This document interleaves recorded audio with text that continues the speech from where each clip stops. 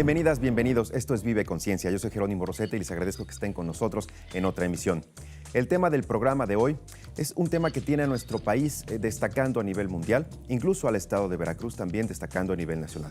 Pero también es un tema que le preocupa a mucha gente en el mundo, porque la biodiversidad, el tema de hoy, ha sido influenciada también por la mano del hombre. Este es el tema, quédense con nosotros. Recuerden, aquí tú eres la investigadora y el investigador principal. Todo lo que vayas generando de materiales o de registro de estos programas lo puedes compartir con nosotros. Comenzamos. Esto es Vive Conciencia.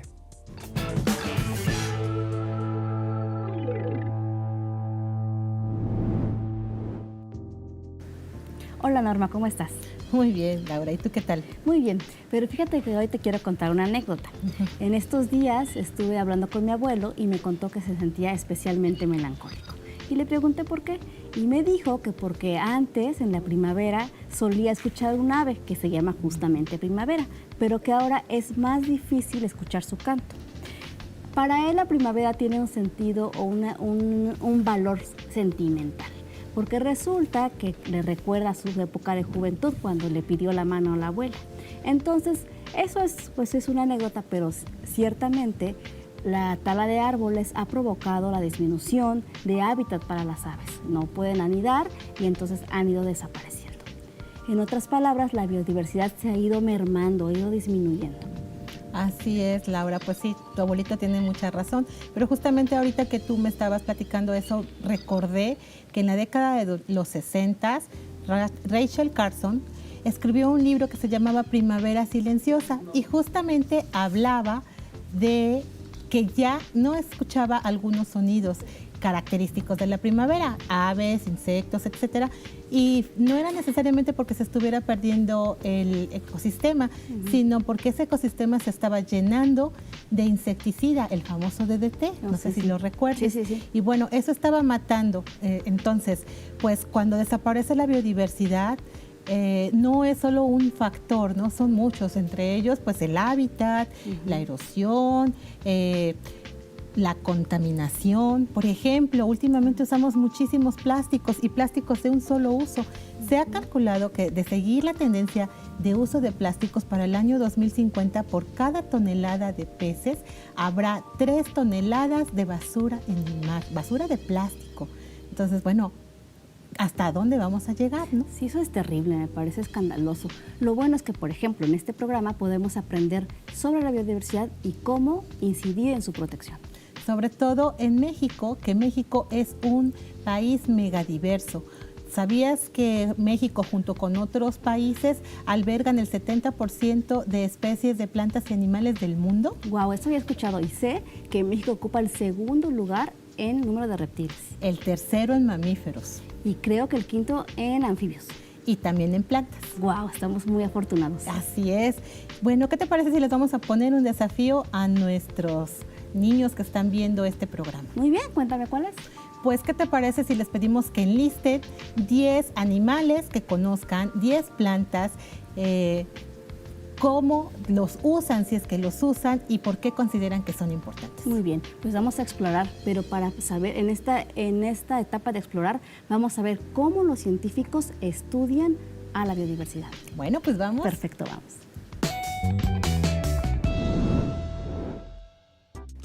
Fíjate que la conversación que tenías con Citlali es muy interesante, porque hoy los chicos y las chicas ya no conocen qué plantas, qué animales hay alrededor, y eso es una lástima, porque en realidad viviendo, como tú lo decías, en países megadiversos, pues es una lástima, una tristeza que no conozcamos la naturaleza que hay alrededor, ¿no? ¿Qué piensas? Pues estoy completamente convencida de que es necesario que observemos, ¿no? Porque sí tenemos mucha diversidad, como lo mencionamos, tanto de plantas como de animales, pero también tenemos biodiversidad en paisajes, en ecosistemas. Aquí es muy fácil que en un momento muy corto pasemos de la montaña al mar. Y eso es riqueza. Y a veces esa riqueza y diversidad no la estamos valorando. Y es una riqueza que tenemos en todos lados. Lo interesante es ver que a donde vayamos, sea un desierto, una montaña, montaña, una playa, el mar, un bosque, tenemos biodiversidad alrededor. Entonces, el propósito de esta sección de Explora es que aprendamos un poco cómo estudian los científicos la biodiversidad. Y para eso, lo más importante es tener curiosidad. Claro. Curiosidad por querer aprender y también habilidad para observar, ¿sí? Y entonces por eso están puestas aquí estas lupas, porque dentro de los útiles escolares, por ejemplo, que nos piden en la escuela, difícilmente nos piden una lupa, y la lupa sí nos permite ver con un nivel de detalle, digamos, observar. No es lo mismo observar que ver. Claro. Observar es poner atención en los detalles. Entonces, por ejemplo, aquí tenemos una colección de hojas y también una colección de frutos y semillas. Lo interesante es ver qué diversidad hay en esta muestra de hojas y cómo cada una de estas hojas nos puede contar una historia. Así es, y fíjate que bueno, yo sé un poquito de la historia de estas hojitas, y estas hojitas se recogieron en un caminito de unos 10 metros, ¿no? Eso nos habla de que en la región pues tenemos mucha diversidad, ¿no? Y bueno, a partir de la observación y a partir de la observación detallada que hacen los científicos, se forman las colecciones científicas, y a lo largo de los programas hemos estado viendo colecciones científicas muy interesantes, la de las plantas carnívoras, por ejemplo, o la de los mamíferos que nos presentaron en una cápsula anterior. Esas colecciones son cuidadas por los científicos y son un referente para que podamos conocer qué inventarios hay. O por ejemplo, estoy pensando en estos libros que están aquí, que el primero es un inventario de árboles y el segundo es un inventario de flores. No podríamos tener esa información científica si no hubiese habido científicos que se hubiesen interesado en conocer, en clasificar y en organizar esa información. Así es, Juan Carlos, pero fíjate que hay algo importante cuando hablamos de colecciones científicas. Muchas de ellas, como la que de alguna manera hemos observado de mamíferos o los murciélagos que en otro programa estuvimos viendo, pues están las colecciones con ejemplares que ya murieron, ¿no? Pero hay otras colecciones científicas donde los organismos están vivos, como en los jardines botánicos. Las carnívoras estaban vivas, ¿no? Entonces, en los jardines botánicos es una colección científica, pero viva. También hay otras colecciones científicas de plantas que no están vivas, como en los herbarios.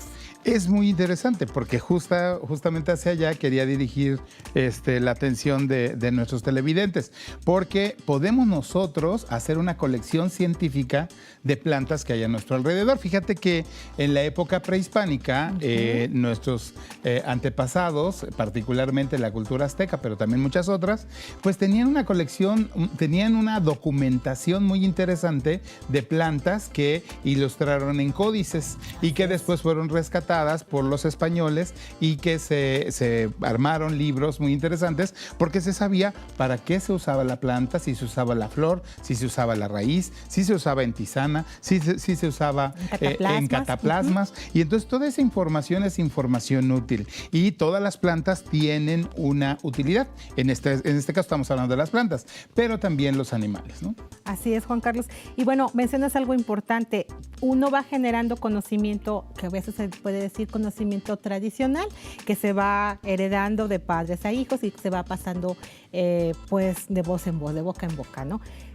Pero este conocimiento muchas veces sirve de base para el conocimiento científico, que es un poco más sistemático, ¿no? Precisamente la capacidad de organizar todos estos especímenes y de tener la capacidad de observar es que puedes identificar diferencias y puedes, por ejemplo, descubrir nuevas especies. En el tema de la biodiversidad, sabemos que hemos descubierto una parte mínima de plantas y animales y falta una gran cantidad aún por descubrir. Y yo les platico a mis alumnos cuando platico con ellos, imagínense que tienen una colección de libros bien interesantes y que deciden quemarlos o tirarlos un día sin saber qué información contienen. Pues lo mismo está ocurriendo con la biodiversidad. Estamos tumbando los ecosistemas, tirando plantas, animales, árboles que pueden ser de mucha utilidad para el ser humano y cuya información se está perdiendo. Así es. Sí. Bueno, ¿y qué podemos hacer al respecto? Mira, vamos a platicar un poco de cómo podemos hacer un herbario. Entonces, yo tengo aquí un ejemplar de herbario que precisamente fue compartido con nosotros por la Asociación Civil Pro Natura. Y si se dan cuenta, pues es un material muy sencillo, no necesitas grandes cosas para hacer un herbario. Lo que necesitas es tener ganas de investigar. Y entonces, yo tengo aquí claramente, digamos, 2 hojas de papel duro, papel cartón, que puede ser de este tipo o de este tipo, ¿sí? Yo voy a colectar una planta, de preferencia entera, es decir, que tenga raíz, hojas, flores, o eventualmente frutos, si tiene frutos, o eventualmente puedo hacer una colección solamente de hojas como la tengo aquí, ¿sí? Entonces yo pongo mi planta, la coloco en medio de periódicos, ¿sí? La cierro y la voy a prensar. Eso se llama un proceso de prensado. Yo voy a dejar esa planta por un periodo de 10, 15, 20 días. Voy a cuidar mucho que pierda la humedad y desde luego que no esté en un lugar húmedo, porque puede haber hongos que me echen a perder la actividad. Y después de ese tiempo yo voy a investigar cómo se llama, primero, dónde colecté esa planta. Claro, ¿sí? Para ubicar el lugar, para saber en dónde crece, en dónde se reproduce. ¿Cómo se llama esa planta localmente? ¿Sí? Y también su nombre científico. No sé si tú le quieras platicar a nuestra audiencia en qué consiste un nombre científico, porque eso es algo muy interesante también. Bueno, el nombre científico es un nombre compuesto de 2 palabras. Uno es el género y el otro se llama epíteto específico. Está en latín y ese nombre es con el que conocen a esa planta en todo el mundo. Por regiones, a esa misma planta le pueden llamar de diferente forma. Ejemplo, si tenemos una flor lila, como por ejemplo las jacarandas, a lo mejor aquí les llamamos jacarandas, pero en otro lugar a esa misma planta le llaman campanita morada, ¿no? Exactamente. Pero tiene un nombre científico y ese nombre científico no cambia en ningún lugar. El que cambia es el regional, por decirlo Sí, el nombre común, ¿no? La podemos conocer en un lugar o en un país de cierta manera y en otro país de otro, pero el nombre científico ese es igual para todos. Y este sistema lo hizo Carlos Linneo. A él se le atribuye el que podamos tener ese sistema de binomial de 2 palabras para hacer el nombre científico. Pues es muy interesante la información, porque justamente ya que tenemos nuestro ejemplar de herbario, yo lo que hice aquí es poner cómo quedó esta muestra de esta planta, ¿sí? Y le hice una pequeña etiqueta que tiene su nombre común, que en este caso es lavanda, su nombre científico, que es Lavandula dentata, ¿sí? La familia, el orden, la clase, el reino, para qué se usa y su modo de uso y también dónde fue colectada. Y con esta información creamos un herbario y, por ejemplo, es importante decir, en el INECOL, donde tú trabajas, hay un herbario muy importante. ¿Nos puedes contar un poco de eso? Pues es un herbario en donde pues muchos investigadores van a explorar, a hacer su investigación. Es uno de los más importantes a nivel nacional, se llama Herbario Hall, tiene más de 300,000 ejemplares. 300,000 ejemplares. Es como una biblioteca, pero no vas a encontrar libros, solo vas a encontrar pues ejemplares como el que tú muestras. Algunos tienen flores, frutos secados debidamente. Son preservados en condiciones que los hacen durar pues muchas décadas, ¿no? Además, ¿sabes qué? Que si alguien del público los quiere ir a visitar, puede hacer una solicitud al Instituto de Ecología para visitar su herbario y se va a quedar maravillado. Hay una colección que es de plantas tóxicas y entonces estas plantas tóxicas, pues a alguien se le ocurrió investigarlas, pero en una ocasión llegó una señora muy afligida porque su hijo estaba en el hospital, estaba intoxicado y no sabían con qué. Entonces le dijeron que a lo mejor en el herbario del instituto le podrían dar detalles de qué había comido el niño.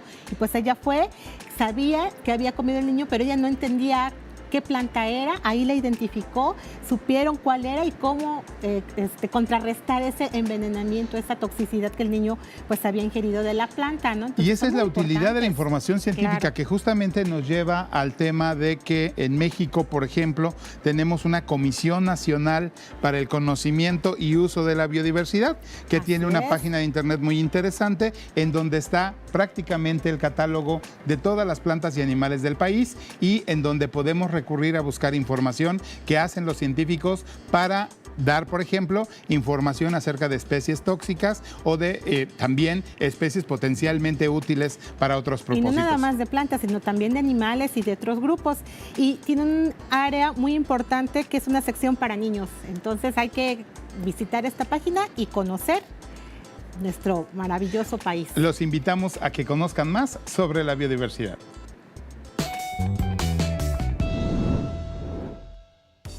Citlali, nos vamos, pero este tema de la biodiversidad es muy importante para todos. A veces estos temas de la ciencia o científicos los vemos como lejanos, pero la relación que tiene la humanidad con la biodiversidad es cercana y es cotidiana. Es muy importante que la gente haga conciencia de cuidar el medio ambiente, que es también a su vez cuidar la biodiversidad, ¿no? Claro, y para poder cuidarla, primero hay que conocerla o estudiarla. Fíjate que hoy aprendimos qué es la biodiversidad, su significado, cómo estudiarla, apreciarla y protegerla.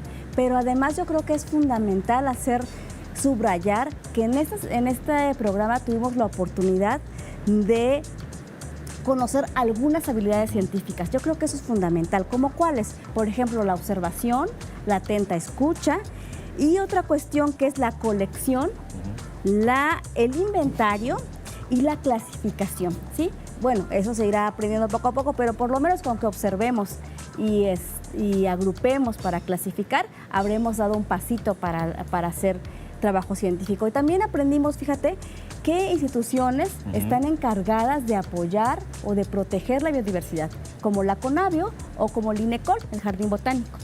¿Qué te parece si ahora que ya conocemos esas acciones, les dejamos alguna actividad a quienes nos están viendo en casa? Claro que sí. Podemos pedirle a los chicos o a las chicas que nos ven que hagan una lista de, por ejemplo, cómo pueden proteger algún animal o alguna planta de su entorno para que esté bien cuidada.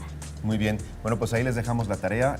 Ojalá la puedan compartir con nosotros al correo electrónico que en este momento aparece en sus pantallas. Igualmente, a esa dirección de correo pueden enviarnos dudas, comentarios o alguna sugerencia para este programa. Recuerden, nuestra intención es compartir con ustedes la idea de que la ciencia, de que el conocimiento científico está presente en la vida cotidiana. Gracias, Citlali. A ti, que esté Nos muy vemos bien. en la próxima. Muchas gracias.